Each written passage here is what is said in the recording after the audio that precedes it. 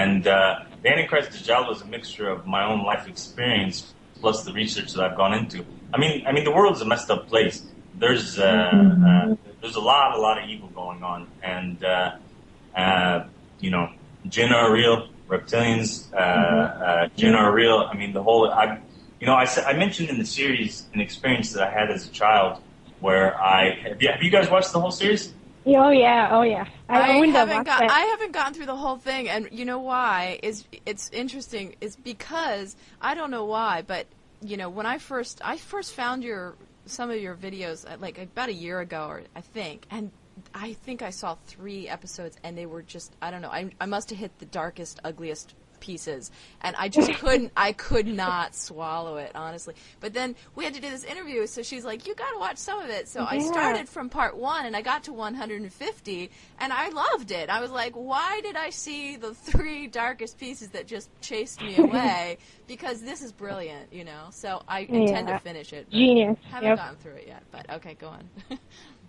So anyway, when I was a kid, I had this weird experience where we were walking out of the masjid, me and my mother, after the Eid prayer, and she'd given me like £100 to give to a beggar, or to give it to like sadaqah for Allah. And on the way out, I saw 2 women standing there. One was a heavier set built woman, and she was wearing black, and then there was another woman that was standing behind her, and she was wearing more like a black cloak. And I'll never forget this in my life. I was walking out, and I look, and I see the skinnier lady, the thinner lady, standing behind the heavier set one. And I look into her eyes, and she had reptilian eyes. And she looks at me. I stop at my feet. I'm a child, okay? I stop at my feet, and I'm overwhelmed with this feeling to just give the money to the lady that was with her. So I give the money to her, and I'm kind of like paralyzed in my stand there. My mom jerks me or whatever, and she's like, "What's wrong with you?" And I tell her, I was like, "Mom, that lady had reptile eyes. That lady had cat eyes." And she was like, "What are you talking about?" And when we turned back to look, the lady wasn't there anymore. So that was kind of like my first experience that And they say that children are a lot more sensitive to things that other people can't see. Absolutely. It was one of those moments. So the reptilian jinn idea was kind of in the back of my mind through my own personal experiences. And then when I started reading the research and experiences of others, and all these people who are encountering weird beings in weird places, and they all had kind of like certain features that matched the features that I saw, it made me delve into it a little bit more, and that's where I came across David Icke. That's where I came across other people like that. It's funny, that just reminds me of, I remember when I was going through my awakening process right before I came to Islam. I mean, I saw some weird things, and I remember I was walking down a busy street in San Francisco, and I just had this really heightened sense of things at the time. And I remember I just looked at the eyes, and it was like I could see who was evil and who was good. And the evil ones were just looking at me like, we know who you are. And it was the weirdest thing. And I could see the other people just looked really humble and sweet. But all these certain people in the crowd were just all looking at me like, we know who you are. It was like I had just come to Islam, and they did not like it. And it was just a very, very interesting experience. I will certainly never forget. But that brings me to the next question I wanted to ask. What do you, I just wonder, okay, you detail, right, so beautifully how they put all these little messages in all their movies and their songs and all this stuff. And I'm just wondering, why do they do this? And, is this some cat and mouse game with us, or is it does it make the game more interesting for them because it'd just be too easy to run right over us? Or, as somebody once used to say a lot, he used to say, the devil has to tell the truth. Inserted in his deception, he also has to tell you the truth. And so I'm just trying to figure out, why do they give us these clues?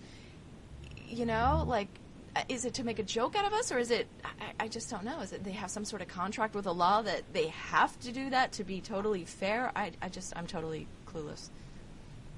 Okay, it's the way it works is basically is what you were saying about that they have to tell us the truth. They have to have the truth open in front of us for us to willingly accept it and willingly want to be hooked into the program. Yep. That's just how they work. In their world, everything that is fiction is truth, and everything that is truth is actually fiction. And they also do it for mind control reasons. I mean, 90% of the planet is under extreme mind control right now.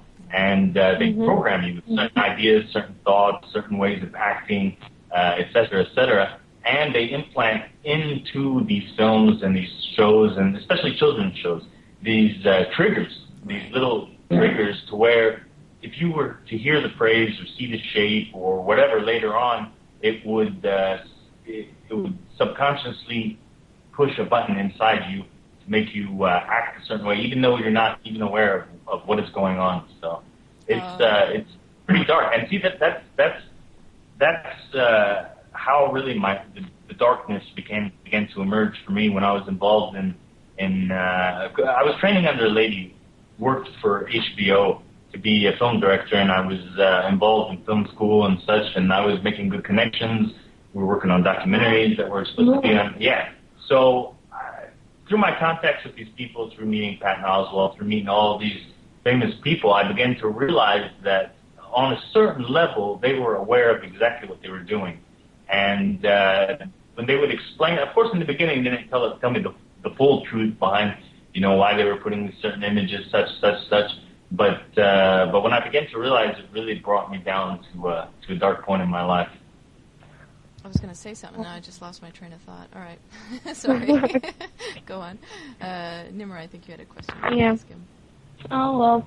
Yeah, well, we know that the kind of strong opposition and all the difficulties that you've had to face along the way for exposing this information. I mean, with all the crazy death threats and the lawsuits and whatnot. I mean, you literally put your lives on the line for this. And I mean, we can only imagine the kind of trouble that you guys had to go through. In fact, I remember watching that episode where Ian McGowan got real sick while filming I think it was the documentary about Prophet Yahweh.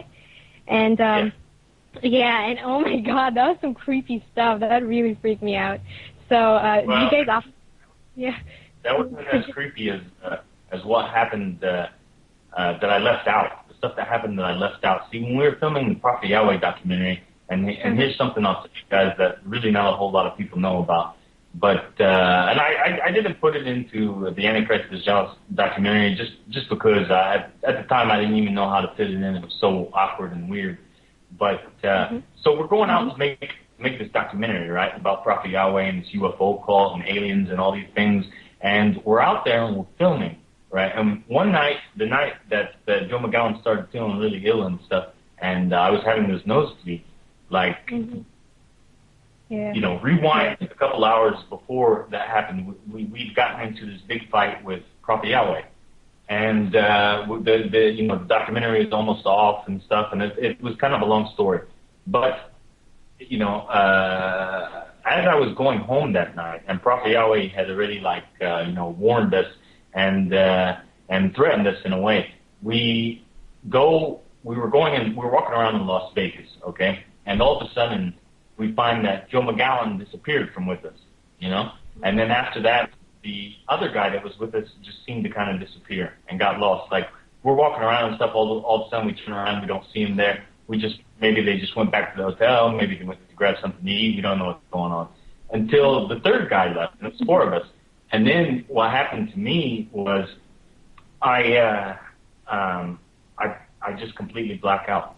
I completely black out, and I find myself on top of one of the Las Vegas casinos, right, on the roof, and I'm standing. God. It gets better. I'm standing there, and I have my jeans folded in my hands, and I have my shoes on top of my jeans. I'm standing there in my boxers and my shirt, and I have no conscious memory of what has happened. It's been like 5 hours. It's almost pleasure time, and I'm just standing there, and my nose is gushing blood, like my whole body is covered with blood.